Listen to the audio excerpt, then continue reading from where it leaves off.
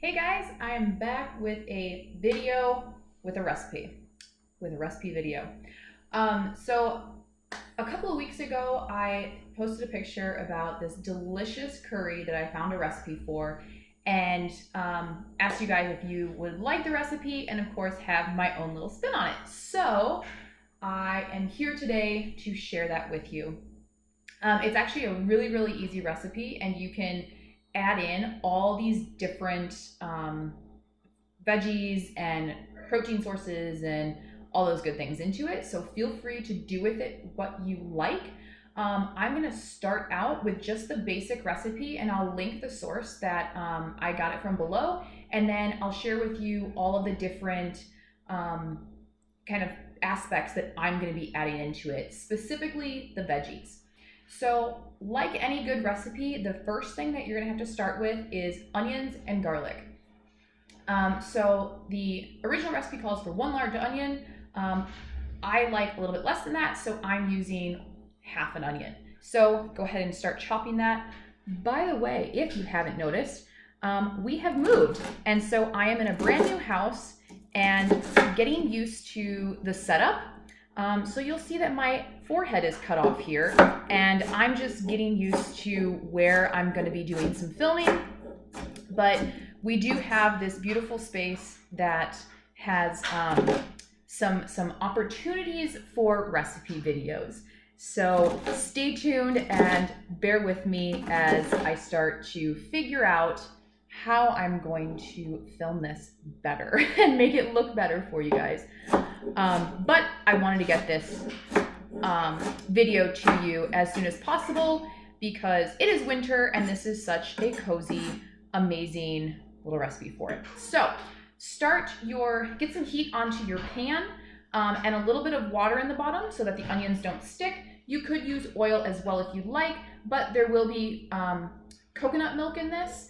And so I didn't want to make it too heavy, so I'm going to use water to saute my onions.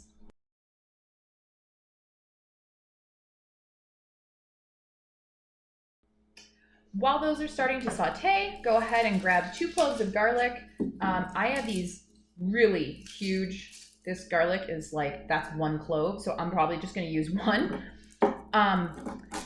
And fun fact about garlic, the health benefits of garlic are endless and they actually get more bioavailable or more absorbable by your body if you actually chop the garlic and let it sit for a few minutes before you add it into the heat. So I am going to chop this garlic first and then I'm just going to push it to the side of my pan while I get the rest of my chopping board while I get the rest of my ingredients. So with all of these, just a nice rough chop is good. It's all to your liking, right? So I personally like a little bit of texture to my garlic, so I almost never mince it. That's why I also like to buy fresh garlic because then I can A, it's fresh, but B, I can make it as small or as largely chopped as I like. So just a good rough chop.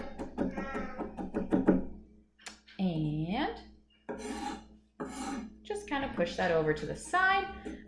So now what I'm going to go grab are some mushrooms, tempeh, peas, and then some potatoes as well.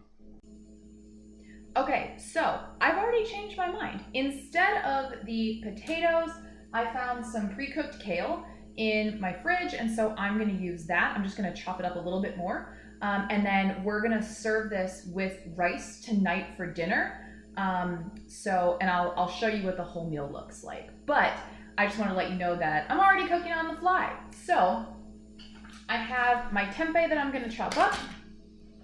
I got some mushrooms and some frozen peas and my kale.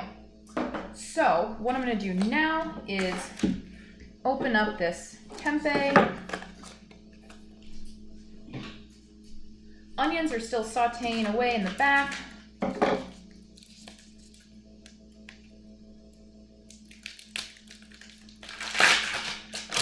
right. I know tempeh is not a traditional thing to put into a curry, but I don't have any cooked beans. Whoa, my head's out of frame.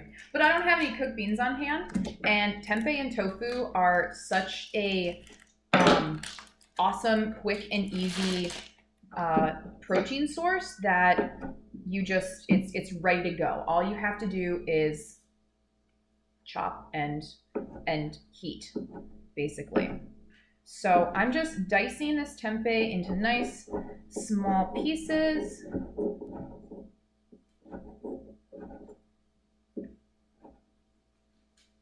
About yay big. So now everything goes into the pan. So my onion is sauteing away here. Just gonna add a touch more water. Okay. So we're going with a can of diced tomatoes. I personally use no salt added because then I can add as much salt as I want. Okay, so then we do a 1/4 cup of cashews. This is going to be blended, so you don't have to worry about getting chopped or whole or anything like that. Just make sure that they're unsalted and preferably raw. So 1 handful is about a 1/4 cup.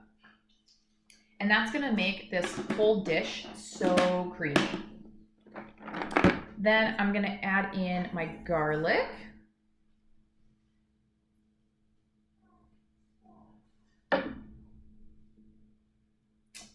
Next is the garam masala. So about, it calls for 1.5 teaspoons. Again, I'm just kind of eyeballing it to a good, maybe like, small palm size there. A little bit more for good measure.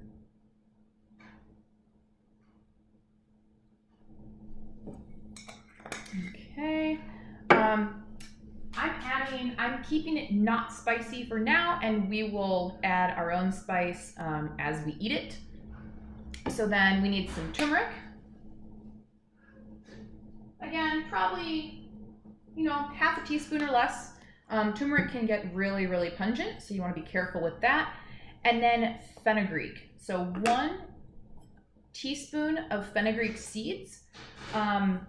And again, very, very pungent, so just be mindful of how much you use.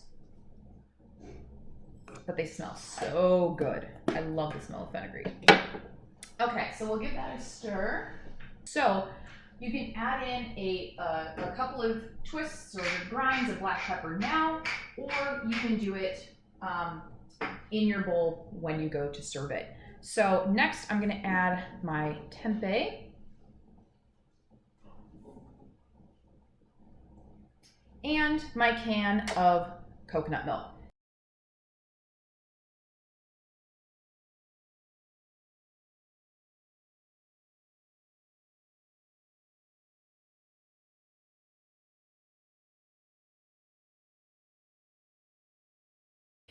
So I ended up cutting myself on my finger. There you have it. Whilst cooking, and so I had to finish up the recipe later. Don't worry, everything was clean, and I'm doing okay. But I just wanted to show you the end product because there was just a couple of steps left. So everything in the pot I just simmered after I fixed my finger. I simmered for another 10 minutes and then let it cool slightly. While I was letting it cool, I put together in a pot some frozen peas, mushrooms, and some of that leftover kale. I chopped it up, and I kind of brought all of that I basically thawed the peas and cooked up the mushrooms a little bit. And then once the sauce that I was making that you saw was all cooked, I then put it into a blender and blended it all up. Now you can see that there's little flecks in there, and that's because I put the tempeh in. I completely forgot that I had to blend the sauce. So if you leave the tempeh out and cook it with the vegetables, you will have a nice smooth sauce and not this lumpy mess that I have. But it still tasted fantastic. I served it with some rice that I just, again, cooked up with similar seasonings and threw some peas in there, and we had that all together. So that is the curry.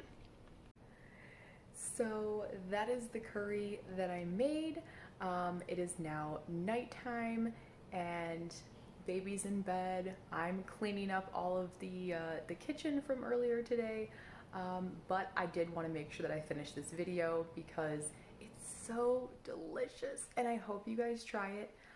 And let me know what veggies you end up putting in, or if you use the same ones I did, or anything like that. I would love to have you try it and let me know what you think. But yeah, so until next time, I'll see ya.